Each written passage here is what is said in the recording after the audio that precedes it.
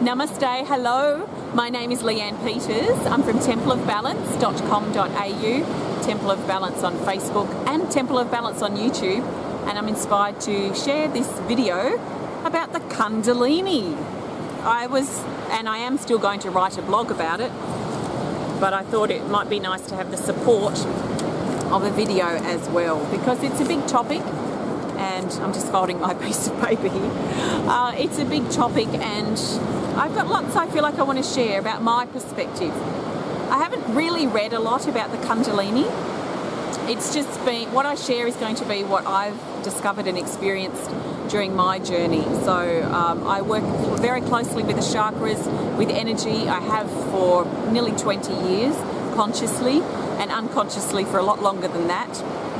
I'm very passionate about my self-healing, so I do a lot of self-healing every single day. I work a lot with people energetically. So I've got a feel for what the Kundalini is, and I'd like to share my thoughts on that with you. If they clash with your own thoughts or beliefs, then that's okay. I'm sharing to offer another perspective for you to think about.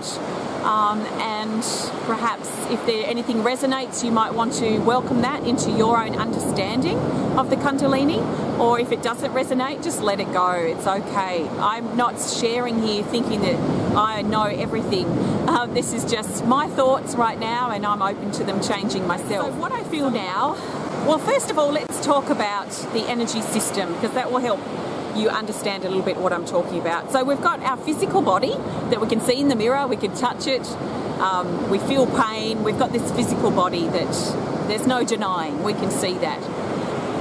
We have also, in my understanding and through my experience, different layers of our aura or energy field that expand up in vibration.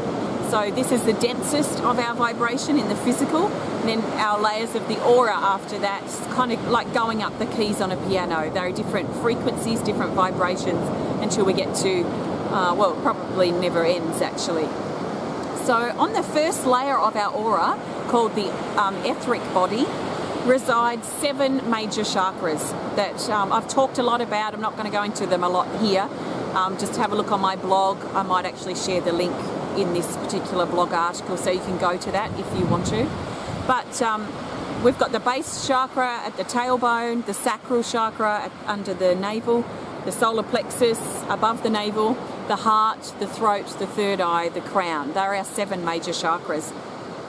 So these are energy centers that draw in life force and expel out life force. They're like vortexes of energy that draw in and expel, and they're great to work with, I find, for my self-healing and my personal development and growth on a personal level. So the Kundalini energy is the energy that runs up through these chakras, through the spine, up through the skull. And I see the Kundalini energy as like a serpent that coils up in our base chakra and awakens and surges up through the body as the Kundalini.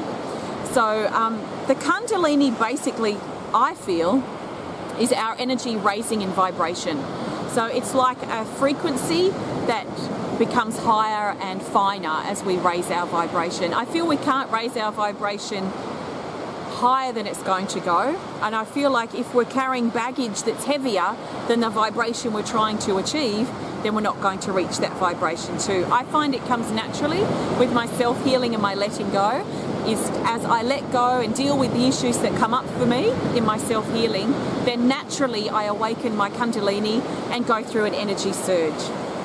A reason why I'm doing this, sharing about it now, is that we've had 4 or 5 of these surges already in 2017. And I know, like last year, 2016, we probably had 2 or 3 all year. The year before, we might have had 1 or 2. The year before that, probably 1 really long one. So it's getting faster. There's becoming more of them as we're raising our vibration and becoming more beings of light. So as this energy surges up, a little bit like a serpent, or as a fire stream perhaps might be more appropriate for you, it shifts energy up through our body, and we can have things stirred. We be tested on the lessons that we've recently learned to see if we've really mastered that, and we go through a bit of an initiation as that Kundalini energy surges up through the body, and we can be very tangible. We can feel it really strongly if we're really sensitive to energy. So that's a little bit about my feelings on the Kundalini, that it's about awakening. I've got some questions here that people have asked me that I would like to just go through. Any that I don't answer, I'll write in the blog article. Okay, so is the Kundalini dangerous? No, I don't feel the Kundalini is dangerous. I feel like there's a lot of information, perhaps misinformation out there about raising the frequency of the Kundalini awakening too soon and going through a healing crisis. I've personally never experienced it. It could be my approach to it, which is let it happen naturally. But in my experience, I would say no, activating the Kundalini is not dangerous because it helps move us to new levels personally. What are the symptoms of Kundalini rising, of Kundalini being activated? Now keep in mind that most of the time your Kundalini is going to be dormant. It's going to be coiled up, resting in your base chakra, and you'll just be going through your life, everyday life as usual. And then you might start to see a lot of serpents, a lot of fire, talk about the element of fire. You might be sensitive enough to actually tune in and feel that your Kundalini is awakening. So the symptoms of that happening are, I see a lot of serpents and snakes, pictures, I dream about them, meditate about them, fire element, a lot of tree stuff comes in as well for me personally, visually. And I also feel the surges moving through the body, so it becomes very physical. I can feel when my Kundalini surge moves up through my solar plexus chakra, for example, because I feel I'm challenged with my personal power. I might feel powerless, I might feel lonely, I might be tested in that area as I overcome those tests and initiations and allow the energy to move, rise and go up to the next chakra and the next level.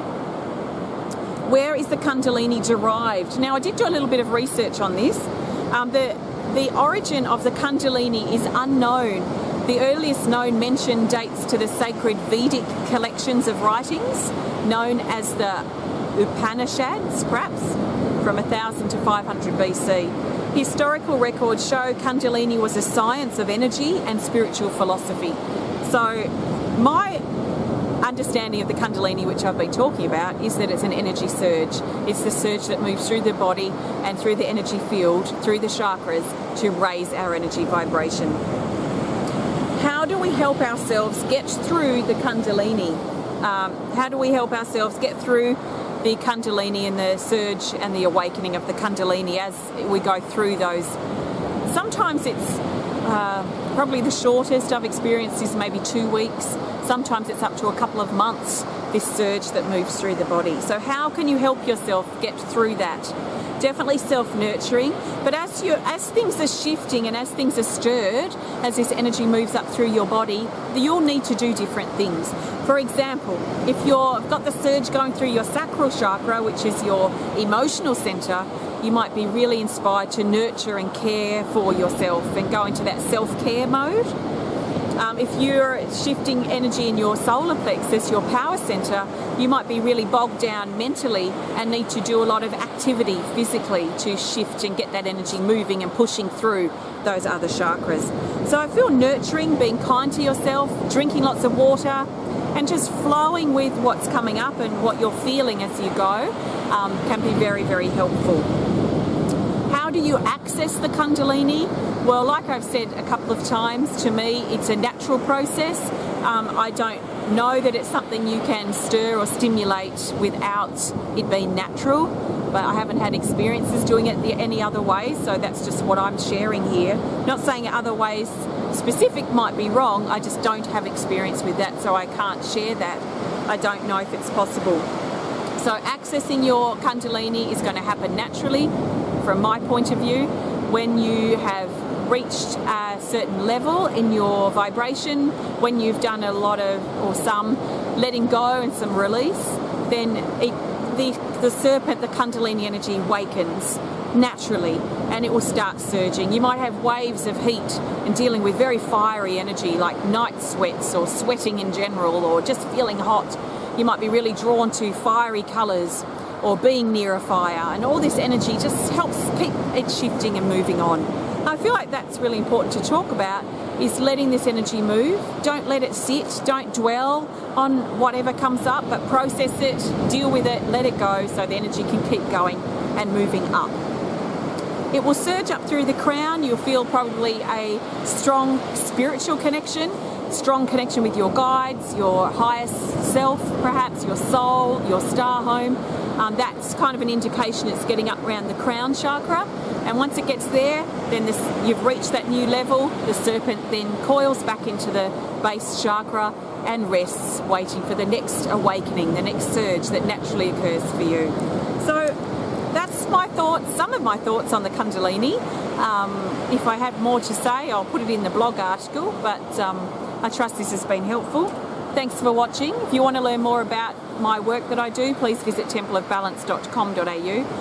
Every week I do a current energy report, and in it I talk about the Kundalini status.